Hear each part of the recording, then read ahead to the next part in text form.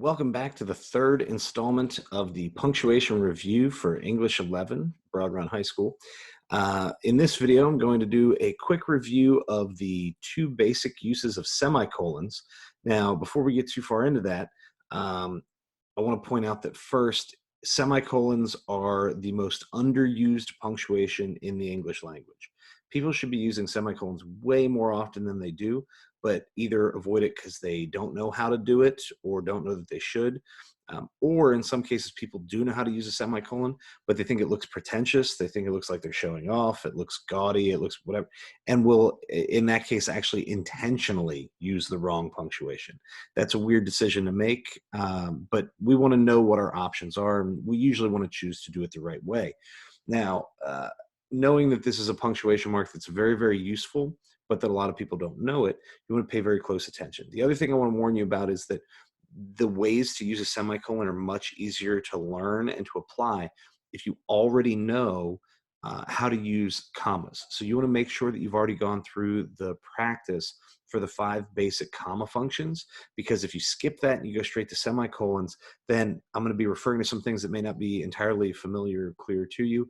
It's also going to be a lot harder to apply the recommendations that I'm about to give you. Okay, so keeping the comma stuff in mind, what we want to do is now go ahead and bring back the notes that we were looking at on the previous video. And we've already done the commas, okay? And so now we need to get into semicolons. There are 2 basic ways to use semicolons that we need to be aware of. The first is by far the most common application. This is the one we really need to watch for. This is the one that pops up on the writing SOL. Both will be on the SAT, though Rule 6 is more common than Rule 7. Rule 6 is really the one that we need to be watching for overall, which is essentially to combine separate but related sentences. Then we have Rule 7, which is just a variation of Rule 3, the comma rule, where we switch to semicolons to handle some comma overload, so to speak. So Rule 6, this is one we need to be the most careful about. What we're looking at here is a situation in which I'm trying to combine separate but related sentences so that people understand I'm supposed to think about these 2 ideas together. If I put a period in, it makes it look like here's an idea, period, stop, here's a new idea. Now they're separate things. A semicolon says, I know that grammatically they're separate, but that I want you, in terms of the ideas, in terms of the application, I want you to think about them together. The semicolon is the tool you use to take 2 things that are grammatically separate, but to make them the same, or you know, part 1A, 1B kind of deal, in terms of how your reader is going to interpret the concepts themselves. So think back to the comma rules and think about Rule 5. That's comma fanboys to combine independent clauses, or what could have been separate but related sentences. This is that exact situation, except instead of using the comma and the fanboys, you remove those and you replace it with a semicolon. That's it. That's all it does. Okay. I'm not going to do the walking demonstration. For those of you who have either been in my class or if you've ever attended one of my SAT review sessions, you see I normally do like a little walk around sort of trick, but I'm working in my basement right here, and so I don't necessarily have the space available to make that look right. So I'll explain it to you and try to do it with some hand gestures. But if you've ever heard someone from a British English-speaking country talk about their writing or punctuation, or if you yourself have been to one of these places, or maybe you learned English in a British English-speaking country, then you'll know that what we call a period, in a lot of those places, they refer to it as a full stop. Full stop, meaning I come to the end of a sentence, period, full stop. Think of that as like a stop sign, okay? It means that I'm coming to a complete stop, wheel stop turning, and then we start up and go again. Now, if we think about a period as being like a full stop, then your semicolon is really more of a yield sign. Yield sign goes where you could have put a stop sign, but instead of asking people to come to a complete stop and then to start again, I want you to roll through this. Consider, merging, or if you've ever been in a neighborhood where there's only a few side streets, and so instead of stop signs, they put yield signs, because you got to slow down. I want you to look for crossing traffic. I want you to know that this is a transition point, or a point where 2 things are coming together, but we don't really need to stop in this particular situation. And so if a period is a stop sign, the semicolon is a yield sign. It goes in the same place, but it connects these two things. It lets the motion of the idea continue. So you look at your first sample sentence. I love punctuation. I use it all the time. That's how I would say that. I love punctuation. I use it all the time. I know that grammatically I have two independent clauses, what could have been two sentences. But I want you to consider it. I want you to receive the idea like it's really one thing. Okay, the most common place that you'll actually see this kind of sentence, and you'll usually see it punctuated incorrectly, is in sports writing. When somebody, after the game, they run up and they talk to the pitcher, they talk to the quarterback on the field. They say, hey, you guys had a great game. What did you do out there to get the win? And then the quarterback says, well, got a great effort from our guys. It was an all-around good game. Got a great effort from our guys. It was an all-around good game.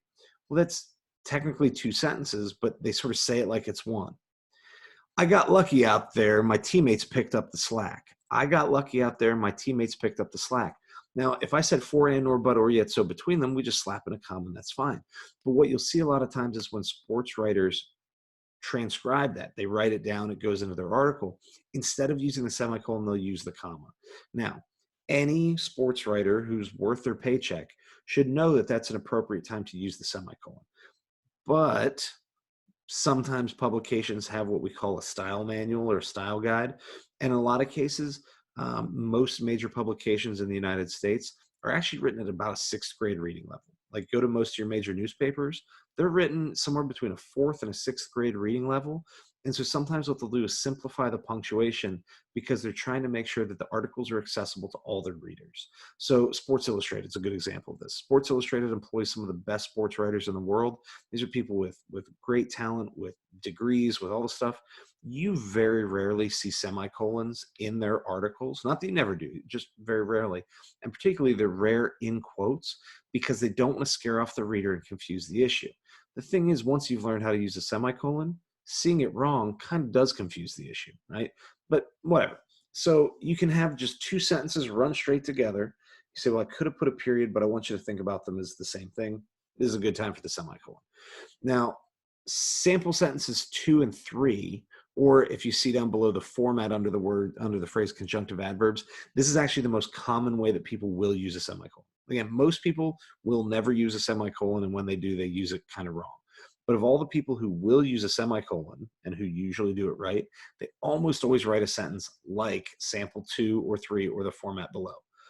They write a complete sentence, they do semicolon, transition word or conjunctive adverbs, the proper term, and then a comma, and then another complete sentence. Now, the reason that you'd have the comma after your conjunctive adverb or after that transition word is because that word really just serves as an introductory word to the second sentence. So go back to rule 1 from the commas. That's all we're doing here, okay? All we're doing here is we're using an introductory word for the second sentence. I use the semicolon between the first sentence and then that transition into the second because that's the place where my two ideas are divided. Okay, so Miguel focuses and practices, therefore he will learn the punctuation rules. Think about it. I could just say Miguel focuses and practices, period. And then the second sentence could be, therefore he will learn the punctuation rules. Therefore is just an adverb that starts off the next sentence. That's back to rule 1, I put a comma after introductory words. The important thing here is that I use the semicolon before that word because I have two complete sentences coming together.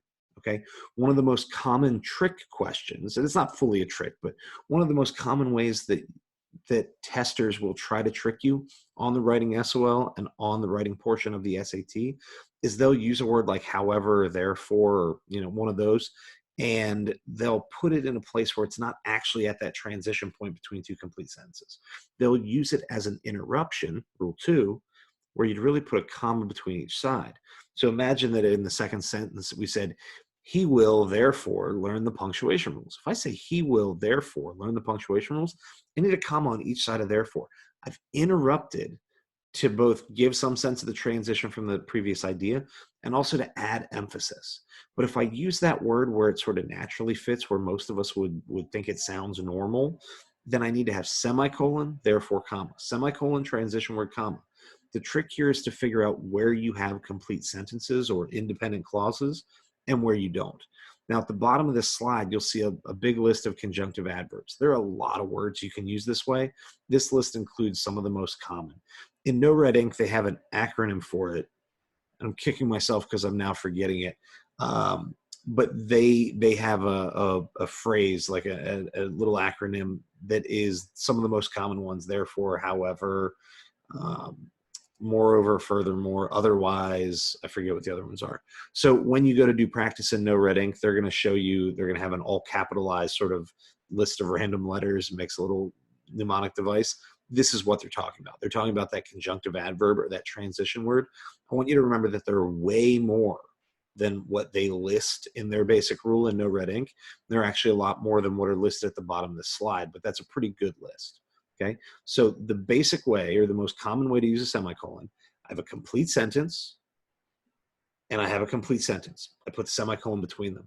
Usually people will use one of these transition words or conjunctive adverbs between them as well.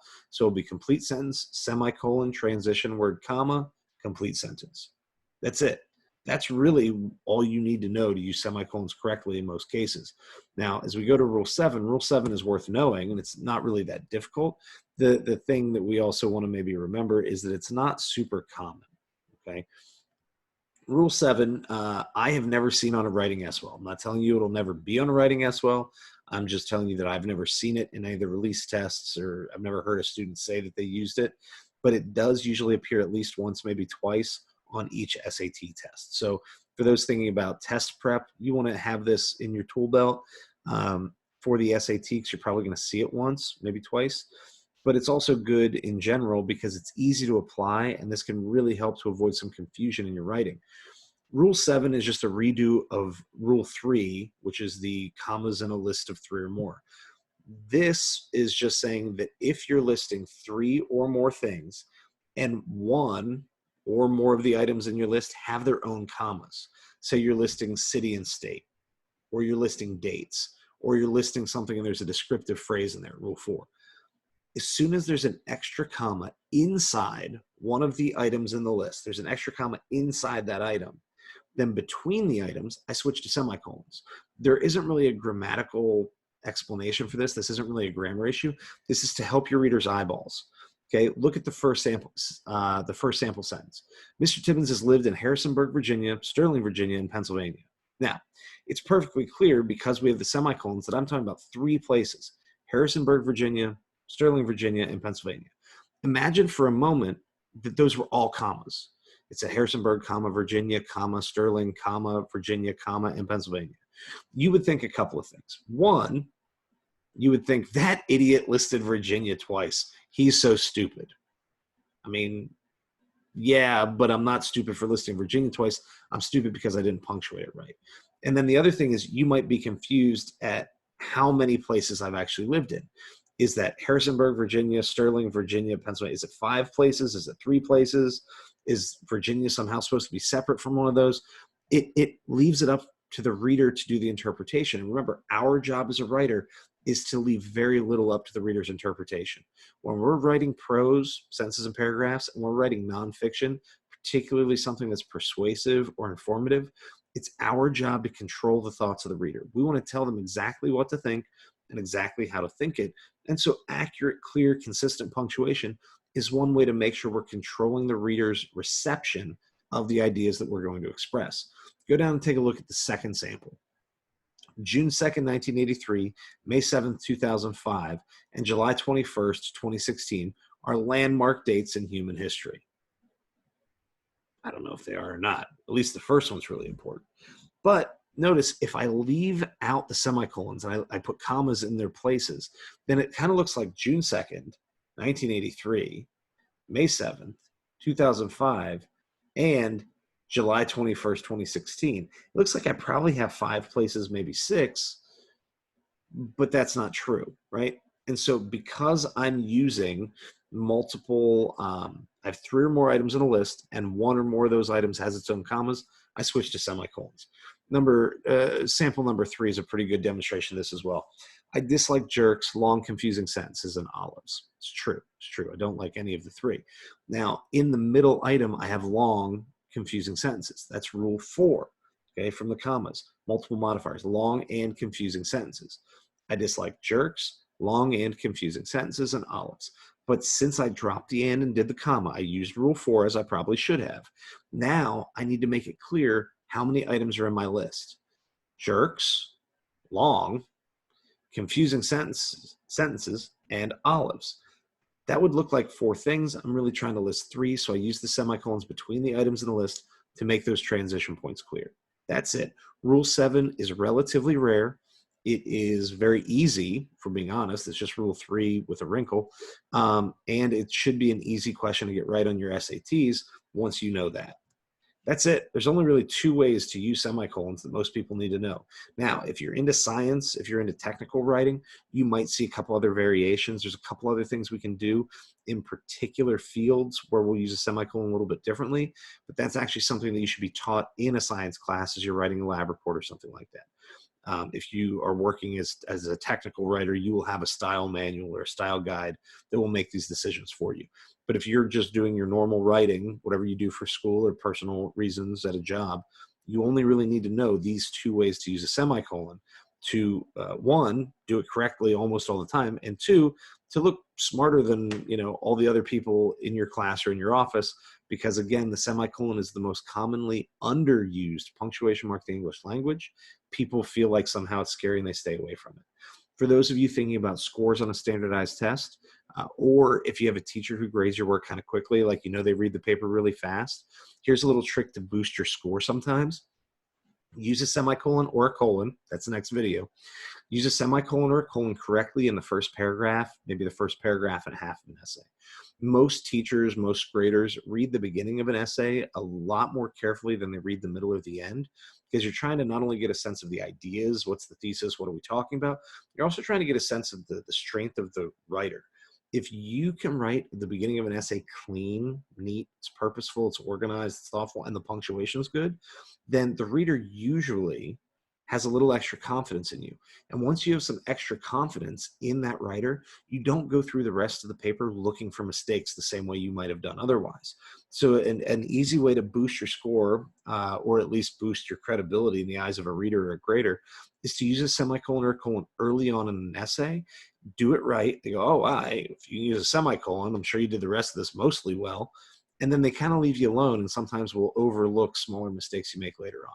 Now, that's not a perfect rule, and that's not going to apply to every test or every class, but it is a nice little trick to have up your sleeve, particularly when you're doing a timed essay on a standardized test. So, use it if you got it. Anyway, those are the 2 basic ways to use semicolons. I hope that's been useful. Now you want to make sure you go ahead and log into LCPS Go, click on the no red ink icon, and then do some semicolon practice and apply this knowledge. Again, if you have questions, you have concerns, you need some clarification, don't hesitate to email your English teacher and ask for that help. Otherwise, do your practice, let us know if you need help, and then check out the final video where we'll talk about colons and dashes. Thank you very much.